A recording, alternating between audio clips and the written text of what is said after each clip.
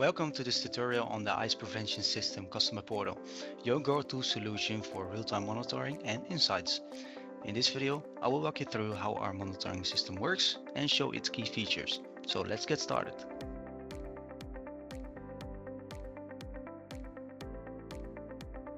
The first step is to go to ips.topwin.nl.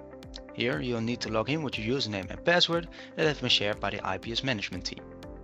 This ensures that only authorized users can access the monitoring data.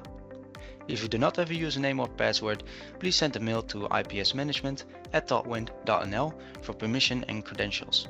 Once credentials have entered, you'll be taken to the two-factor authentication screen for added security. Simply enter the code that will appear on your authentication app and click Verify to complete the login process. Now that you're securely logged in, you can see different tabs at the top of the screen, each giving you access to essential system functionalities. In the Dashboard tab, you'll find detailed information and statuses about the IPS clusters. If there's an issue with an IPS cluster, you can quickly address it by creating a ticket in the Tickets tab. To manage or make changes to the system protocols, please navigate to the Protocols tab. This is where you can review and update protocols to ensure compliance with internal preference and standards. In our Organization tab, you can edit or add important contact information, whether it's updating key personnel or adding new contacts.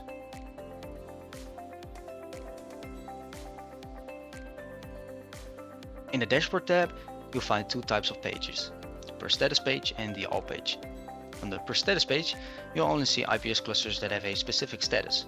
For example, if a cluster has an error or is offline, it will appear here in the table with the designated color. If no clusters are displayed, it means that all systems are working properly and the safe status is enabled. So most of the time, no news is good news on this page. On the All page, you'll see every IPS cluster connected to your organization.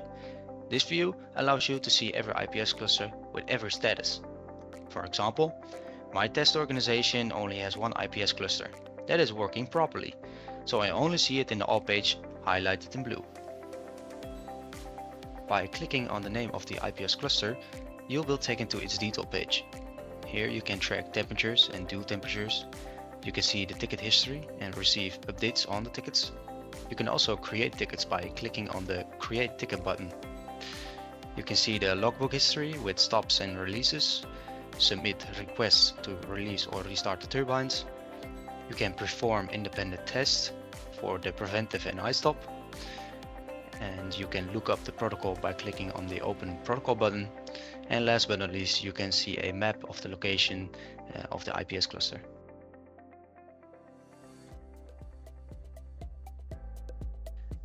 So there are two ways to create a ticket in the customer portal.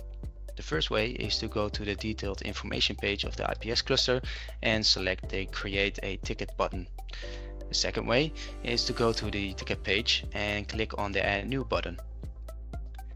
When creating a ticket, please fill in all of the information boxes such as the title, choose the ticket type, and give a description of the subject in the comment section. In the ticket type box, you can choose three options. Which option to choose depends on the nature of your issue or request. Select Administrative for general questions or protocol changes. Choose Operational for any technical issues or system-related questions. Pick Test Feedback to provide Topwin with information about an independent test that has been carried out so that we can keep track of the test successfulness.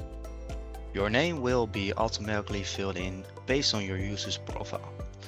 Additionally, you can opt to be notified by email when there is an update on your ticket. A handy feature if you're busy and don't frequently check the ticket system. Also, you can link the IPS cluster according to the subject and cause of the ticket. In the comment section, there is space to describe your issue or request in detail.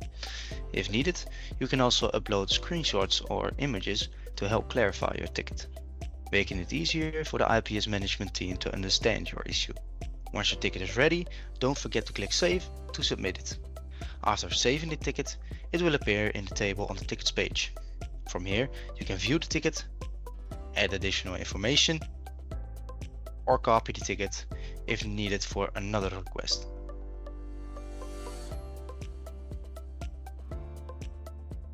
There are a couple of ways to inspect the IPS protocol. The first way is through the table on the protocols page. The second way is by clicking the Open Protocol button from a specific cluster's detail page. And the third way is by following a link in the email if the IPS management has sent you a newly coordinated protocol. In the protocols table, it's important to understand the various statuses in the protocol process. The explanation of these statuses will be shown on the screen. Stop the video to get a good view of these statuses because they can help you track where the protocol is in its life cycle. Let's take a look at an example. Here we have a protocol that has been implemented for a test cluster by my colleague. If I want to make changes, I can start a change workflow. In the change workflow, I can adjust any agreements, update contact persons, or make other necessary changes to keep the protocol up to date. The old protocol is still implemented until the new protocol has been signed by both parties and Topwind has technically implemented the protocol in the system.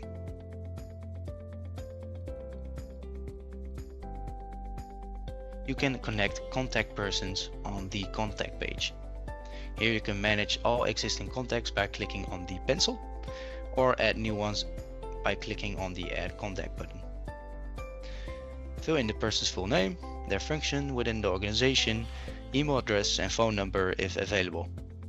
If a phone number is added, you can also fill in the availability so that they can be called by the Topwind monitoring team in case of a risk of falling ice or a technical calamity, for instance. This depends on which settings are chosen in the protocol. Adding contacts can be beneficial, especially when you need to keep multiple people in your organization informed about the IPS cluster, status, updates and notifications. However, keep in mind that adding contacts here does not automatically grant them access to the portal. That brings us to the end of this tutorial. I hope you have enjoyed and learned something about our IPS system. We've covered how to log in, how to get detailed information, manage tickets and handle protocols efficiently. Additionally, we have showed you how to add contacts to the organization. Don't hesitate to reach out to the IPS management team with issues by inserting tickets via the IPS ticket system. If that's not possible because of any difficult reason, you can always mail us with the IPS management at topwind.nl. Thank you for watching and have a great day.